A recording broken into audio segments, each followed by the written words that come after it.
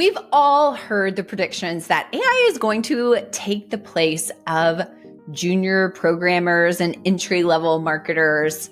Will it keep climbing its way up the corporate food chain to take the jobs of middle management as well?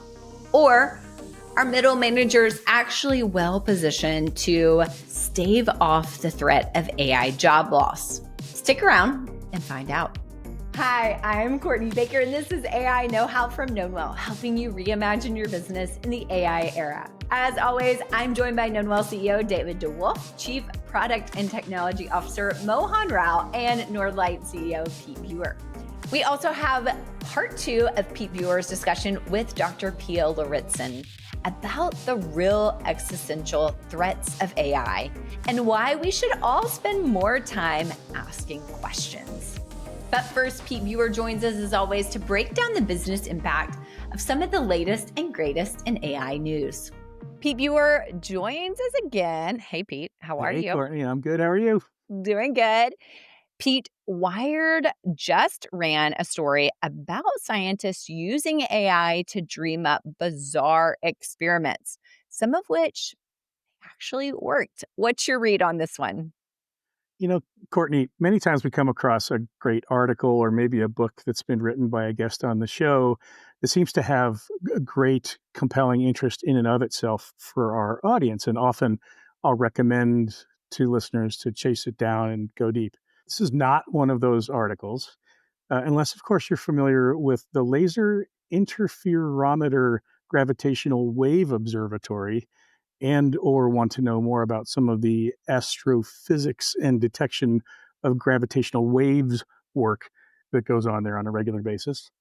But, of course, we've chosen this article because there's good learning for us.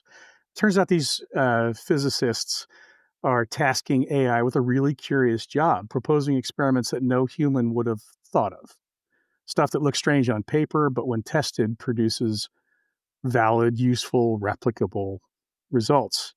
The machines are becoming collaborators, creative collaborators in scientific discovery. So what are the takeaways? Most business leaders see AI as a tool for automation and cost savings. It's a reality that's further reinforced by the studies suggesting that ROI from AI is coming mainly early days from the efficiency plays. This research helps us remember that AI can play a really important role in growth and forward-looking innovation, uncovering approaches that the humans on the team might not come up with on their own.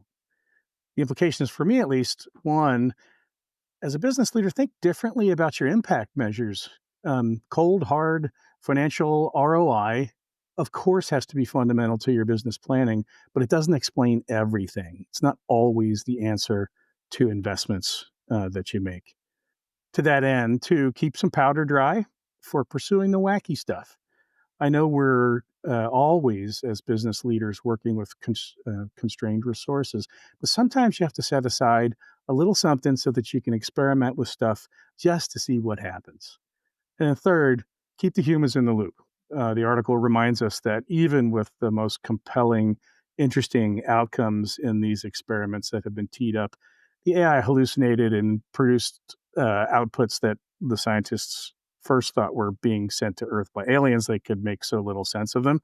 And that went on for quite some time until they wrestled the thing to the ground, made sense of it, and imposed human judgment on the outputs that the machines provided.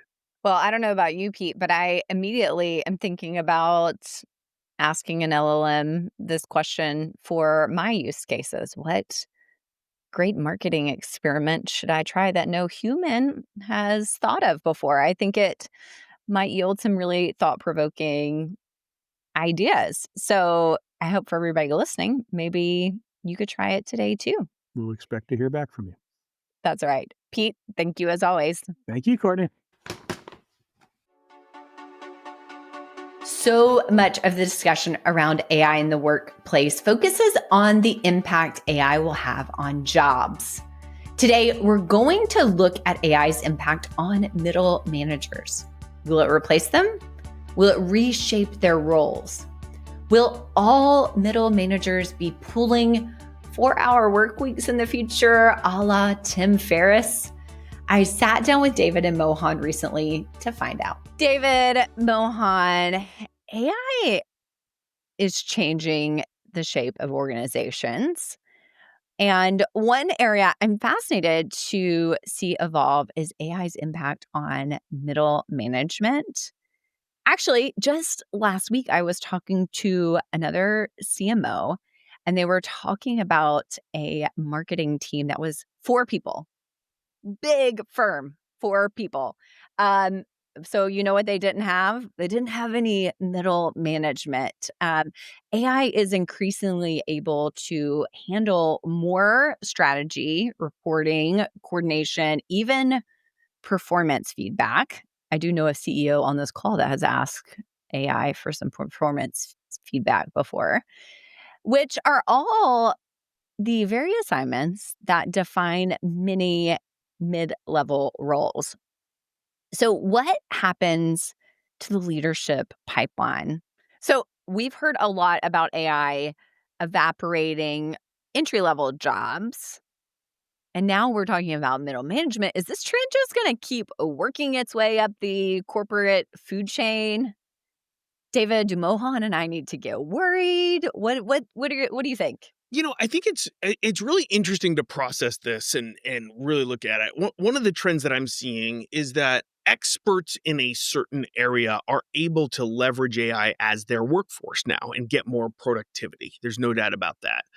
I think there's an interesting question of, does that mean that we're truly getting rid of middle management, or is it actually the practitioner middle managers that no longer have to manage people, they're actually managing an AI Yeah. workforce? Hmm. I would love to see some research on that, to bring it to the technology world. I'm not sure it's the senior software engineer or is it the tech lead that is actually orchestrating these agents and managing that agentic workforce. And I think the ramifications may be slightly different. What I am worried about is what you're alluding to here, which is I don't know that I have a picture yet for how career progression in the early ages comes on, right? AI is able to undoubtedly do some of the rudimentary work that entry level positions historically have had. How are you going to be an apprentice and learn what you need in year 5, 6, and 7 of your career, or 10, 11, and 12 of your career, if you never have the opportunity to do 1, 2, and 3? I think that is an existential question. I think it will be solved. I think every other time we've gone through this phase, we've figured it out. But I do think Yeah. it's where the major disruption is going to come, more than just removing middle managers. I think what you're going to see is an elevation of folks, and it's the removal of that entry level position is my personal perspective.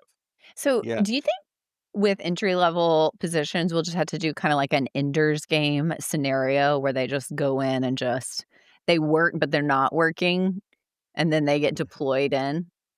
But maybe they are working sometimes, but we don't tell them, you know? Well, first of all, the cultural reference of the Ender's Game, I don't even know what that is. So you're going to have to educate me here. David! So Oh, gosh, it's a classic. Okay. I'll send you Sorry. the book. It's coming your way. Mohan, you know Ender's Game? I don't know what Endos is. Gosh, all of the listeners out there, they're like, David, Mohan. Okay, it's sci-fi, but it's a classic. Okay, you didn't get that pop cultural reference, and that's okay. One day you will. Continue on. So you think it's not going to be middle management. You think it's going to be this entry level layer that Mhm. it's Yeah, well, and I do think, I think what you allude to there without knowing the cultural reference is, I think the apprenticeship world may be coming back a little bit, where we have lost it, where we've moved to this yeah. systematized education versus working in the trenches with somebody and learning from somebody. I think that could be an interesting solution.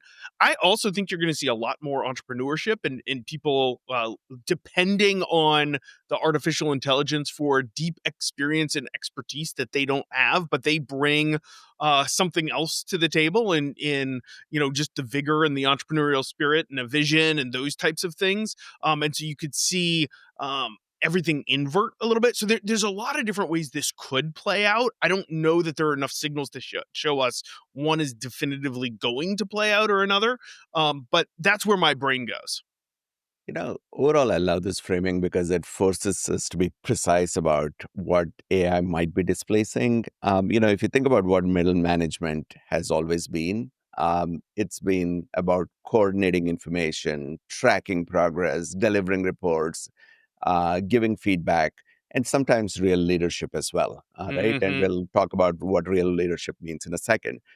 I think it's all of the administrative management, I think largely will be taken care of AI as we go along.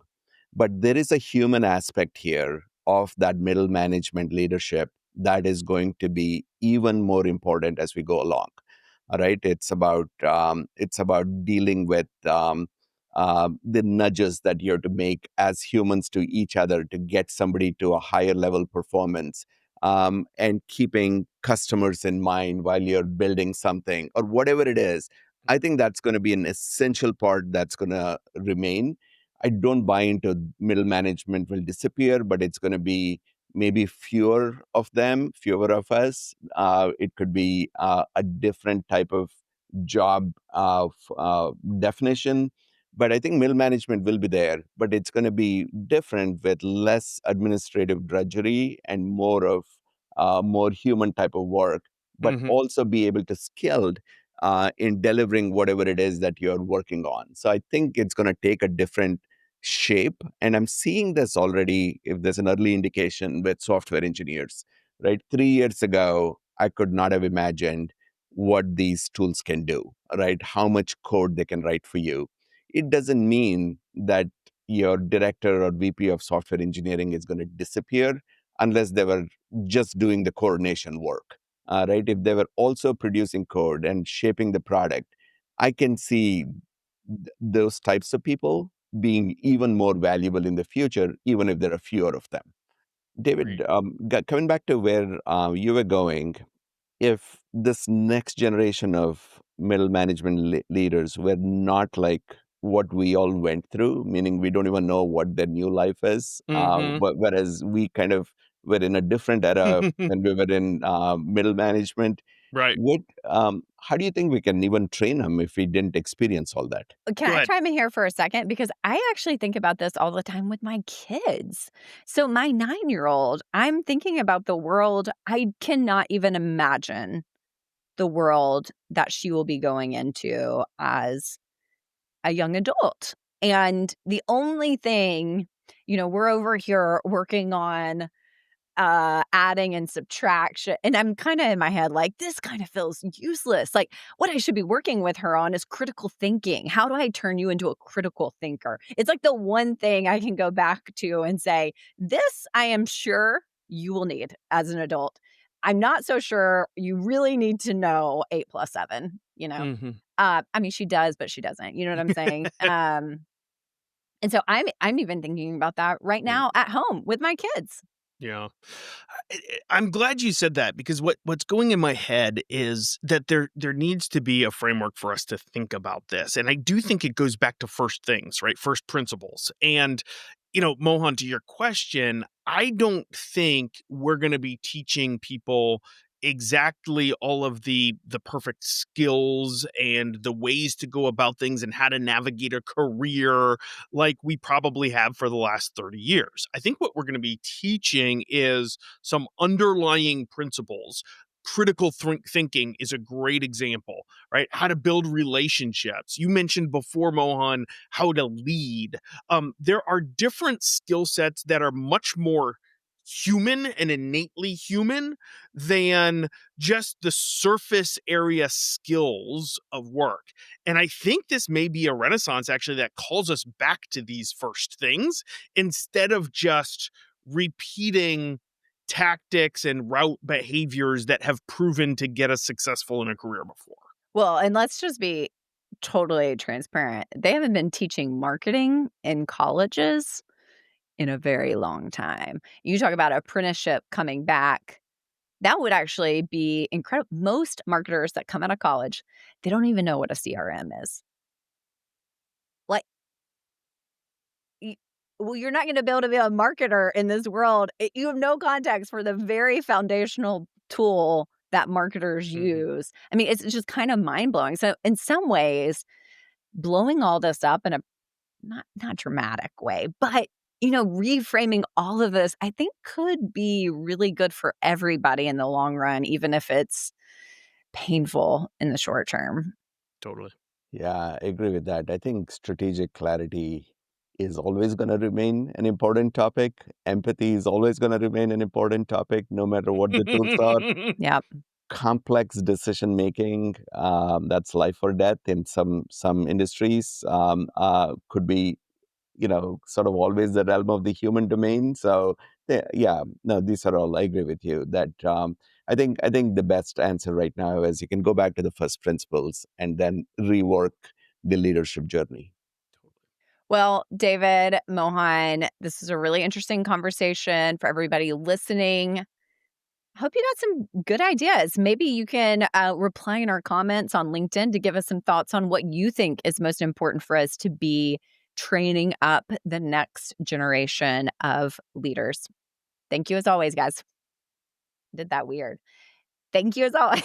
David, Mohan, thank you as always. Thank you. It's weirder. The more I Thanks. join, the weirder I get. We're used to it now. The new era of commercial intelligence is already here. If you're interested in having real-time objective intelligence on the health of your commercial relationships, you might be interested in trying out Knownwell. Stop flying blind, start sprinting ahead. Go to knownwell.com/experience to set up time to speak with the Knownwell team. Dr. Pia Lauritzen is a philosopher, keynote speaker, and author of 5 books. She writes a regular column for Forbes asking big questions about tech and transformation. This is the second part of Pia's conversation with Pete Buer on the real existential threats of AI and how to think about them in the business world. I wonder if there isn't a role or a duty in the future for boards of directors to prompt the questions and tee up these issues alongside shareholder value creation. I think so. And then I definitely think that some of it will come by itself because we already saw that the first ones firing people and using AI agents instead. Now they are starting to hire again, some of them, because it was just, we were wrong. We couldn't just let go of all these people. We need when customers call or customers have problems or clients need something, they expect another human being. They too, as I mentioned before, want to be touched or want the eye contact so they will go with the company that can offer that. So I think it's just again, it's not happening simultaneously, but some of what looks like first runners now might be not be the ones who will take the market. You've referenced the 3 E's, 3 things that should never be left to AI. Can I ask you to tell us what they are and why it's important that AI not to control them? Yeah, so they are based on the study of 2,400 years of philosophy, right? So going back to Socrates and up until now, what are the main topics that philosophers throughout history have been the questions they've been asking themselves over and over again? And it seems like they don't even care that much about the answers. They only care about keeping asking the questions. And these are the existential questions. So these are the questions about who are we? Why are we here as humans and as individuals? The second kind of questions are the ethical questions. So what is good?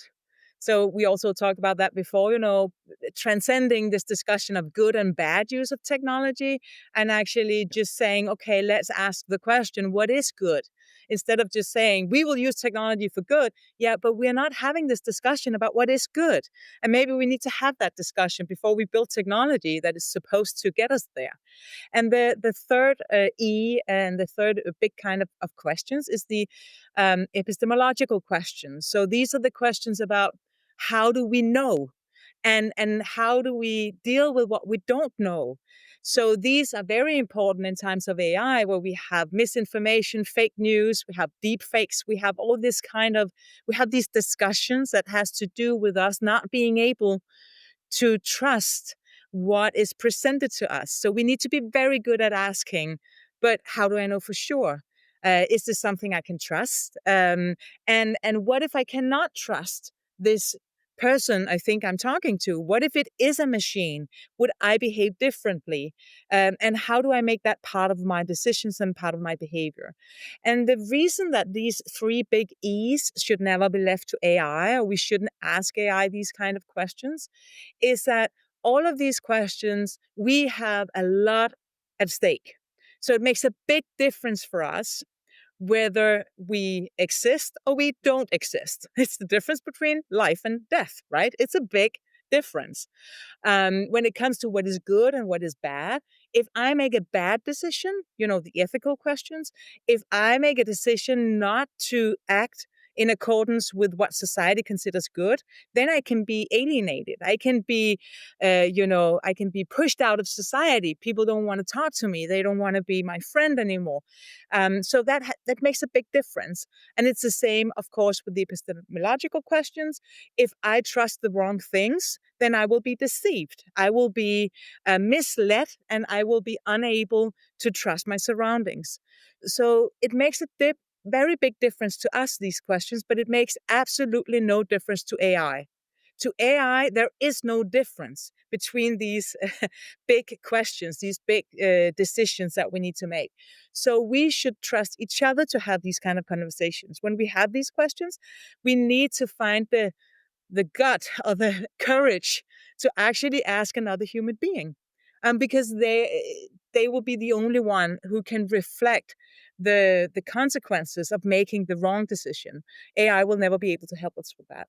I'm led to think about organizational culture and the role that leadership plays in facilitating conversations with these kinds of questions at their heart. I think something has to change in business, right? Where these conversations are happening, it's kind of happening outside in the world with you at a podium. I don't think it's happening day to day between an employee and their manager, or the manager and the VP of the department, or whatever. So how do we get to a new place on driving the right kind of dialogue and asking the right kind of questions? Yeah, so I actually think that there is a very concrete and very practical approach to that. That's why I Yep. spent 15 years or something like that building technology, because what I realized when I did my PhD studies was that we have built systems and structures and technologies that we use in society and in companies that does the exact opposite of what we need. We need people to be asking each other questions about some of these big E's questions, but also all kinds of questions, other kinds of questions. Because as I mentioned in the beginning, it's when we ask questions that we learn and we connect in different ways, and we see opportunities and are able to solve problems we would otherwise not be able to solve. So it's extremely important that we enable people to ask each other questions. But all the tools we have, all the technologies we have do the opposite. If you think about surveys, they are designed for people to respond, not to ask their own questions and not to connect with each other, but just to respond on a scale from 1 to 5. How do you think about this and this and that? If you think about polls, opinion polls in society, if you think about interviews, focus groups, whatever you use when you're trying to understand and help an organization or a community evolve, all the tools you use are based on this idea that people should only be respondents. They should just respond to whatever the leader or the expert have in mind. So what I did is that I said, okay, that's what I want to do. I want to democratize the power of questions. I want to build technology that enables people to ask each other questions and make it easy for people to use the tool and for people to look at the data afterwards. So afterwards, you can actually see what are the kind of questions we're asking in this team or in this organization. Do we ask a different kind of questions, or do we all have the same mindset? We always ask, how do we do this? How do we do this? Or do we have people in the culture who say, but why are we doing this right now? would it be better to do something else? Or who do we expect to benefit from us doing this?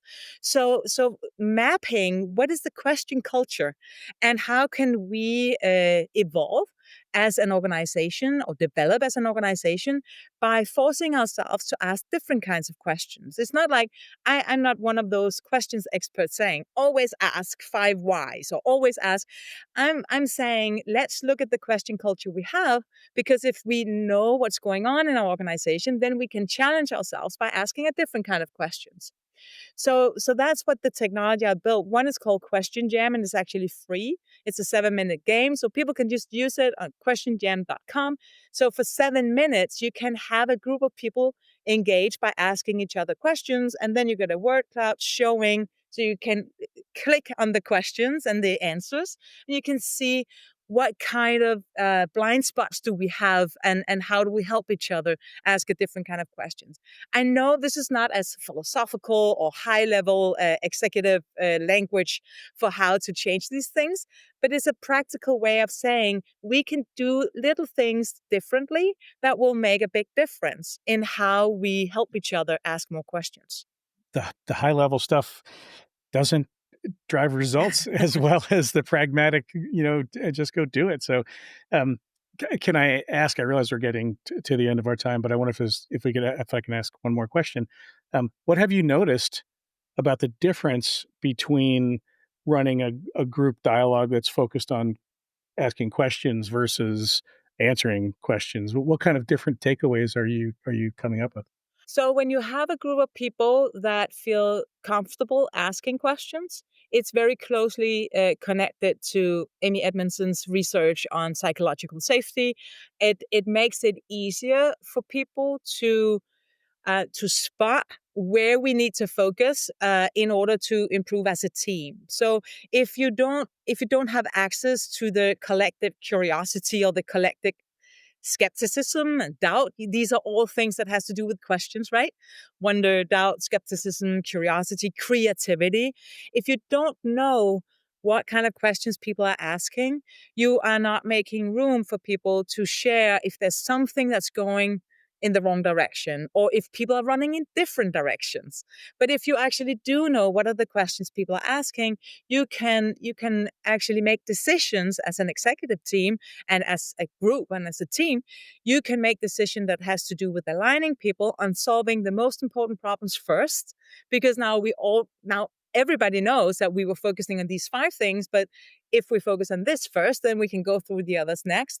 Then it simply it increases productivity, and at the same time, people feel more comfortable and happy because they are part of solving real problems, and that is problems they themselves think are real and not just something they've been told from the outside, from a consultant or someone like me saying, I think this is important. But they realize themselves that this is what we need to do. And then they're more motivated to actually do it. I feel like we could go on for hours, but we don't have the luxury, unfortunately. I know you've got things to get back to. Can I just say thank you so much? It's been a pleasure and an honor to have a conversation together. You too, Pete. It was a great pleasure. Thank you.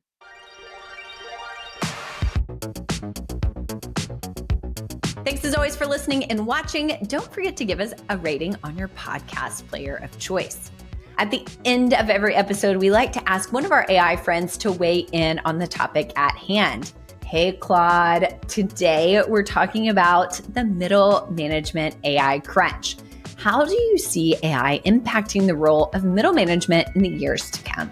I think middle managers are going to feel the squeeze as AI handles more of their routine coordination work.